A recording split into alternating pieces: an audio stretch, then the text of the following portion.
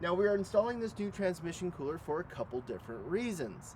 The first major reason is since day one of full-time RVing, we have had issues with getting our transmission pretty warm, not to the point of overheating, but to a point of high concern for us while towing at low speeds.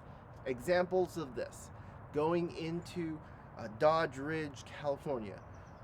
Another example is Winnemucca, Nevada, Water Canyon, going up that dirt road, places in the Black Hills, and we've always ran a little bit warm when towing at low speeds, and we're on roads that we have to go low speeds.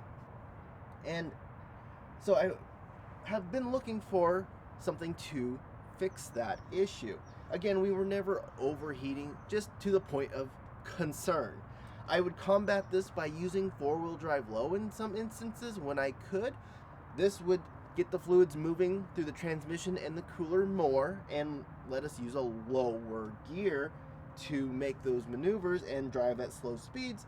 But I really wanted something that I could, I wouldn't be so concerned with. So I'm going to try this. We are looking forward to a review on this in a year or two. I can't wait to do a review on that.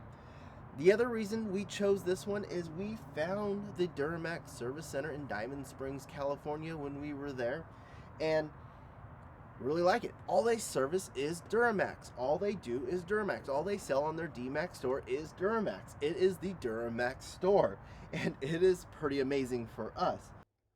You start by removing these factory plastic covers. A little wiggle giggle with a flathead screwdriver seems to do the trick. Once they're removed, what I did was I used a dental tool to remove this clip. Now, if you're going to be reusing this clip, it's very important not to lose it. Hold on to that clip. A light tap with the hammer, and those transmission lines popped right out. Then, it's a 10mm ratchet to remove the mounting bolts. We got the biggest cooler that the DMax store offered for our truck model. Look at the size difference. Now, for shipping purposes, the hardware is attached to the cooler in one position. In the instructions, you must remove this hardware and install it properly to install on your truck. So we installed these brackets that came on the bottom to the top as the instructions said. That is correct, but it didn't quite fit in the truck.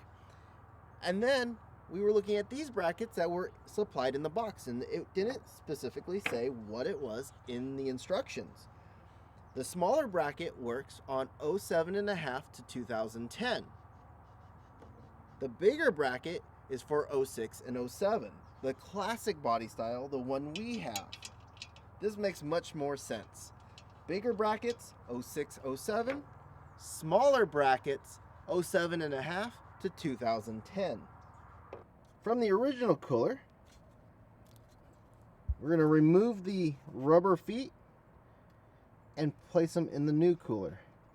There may have been new rubber feet in the box, but we may have lost them. We're not sure. We'll reuse these. One, and then we'll put this one right here. These two rubber feet go into this hole here in the cross member and this hole on the other side in the cross member. They rest in these two holes. With this sensor moved out of the way, the transmission lines pulled back so you have plenty of clearance. The bottom bracket is now installed with this piece on this side in this fashion. Those rubber feet installed, and the bigger L brackets for the classic body style installed. Installing it is pretty simple. No forcing, just slow and steady, be gentle.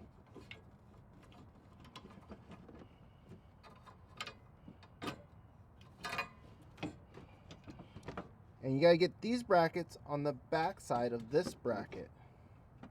These angle brackets on the back side, rested on that cross member. And we'll get the hardware installed. There's also 2 holes for the bottom bracket. The one we had it in was the middle hole. Doesn't seem to be lining up properly, so we're going to try this hole here.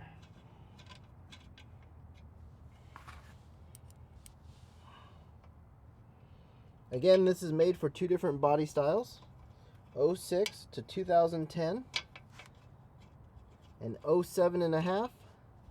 And change, so you got 06, 07, 07.5, 2008, 2009, and 2010 that this cooler will fit. Now the reason I did not use those holes the first time was it didn't quite line up. You always want to leave everything loose until you get all your fasteners in. But it didn't quite line up. But I just gave this bar a little bend right there in hopes that it would do the trick. Whoops.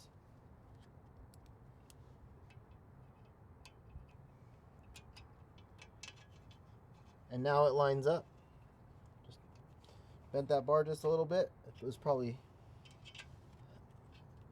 And now I got the other holes to work. Now with the proper brackets installed, we should be able to slip it right back into place. This is pretty easy. You just want to make sure that the transmission cooler lines are out of your way. You got to drop it low enough to get behind this bracket here.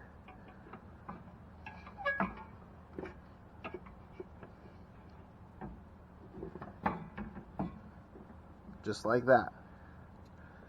Now, this sensor here fell down. Make sure it doesn't get stuck underneath the cooler, as we do have to remount it. With it in position, we can use the supplied hardware to fasten here and fasten here.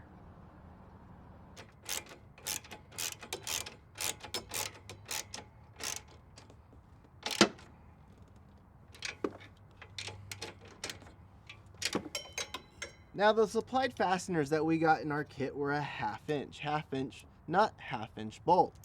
They also supplied locking nylon nuts, which I really like to do that upgrade anytime we're doing an upgrade.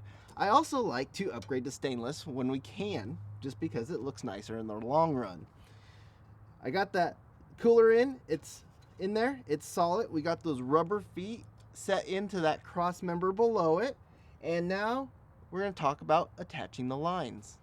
With our sensor re-secured right there, we're going to talk about reinstalling the transmission lines. You want to follow the instructions on making sure that this fitting is secure. Remove the dust cap, remove that clip right there with that dental tool again, reinstall the clip, and follow the instructions on making sure that fluid is topped off. We're not going to do that right now because we have another upgrade that we want to do, and we want to do it right now in this next video. Thank you for watching. Please join our caravan by clicking that subscribe button. And until next time, remember to seek, learn, experience, and grow.